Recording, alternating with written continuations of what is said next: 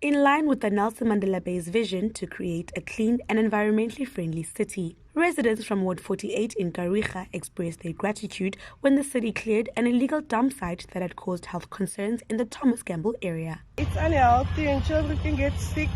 The children are playing here, they don't have anywhere else to play. It's so unsafe to play in the street. And yeah, my grandfather's been complaining for years. Everything is just, when it's windy, everything goes into our yard and it's not nice, but it's unhealthy. And we are very, very happy for what's happening here today. Finally, this flock here in Fairwam Cedar is being cleaned up.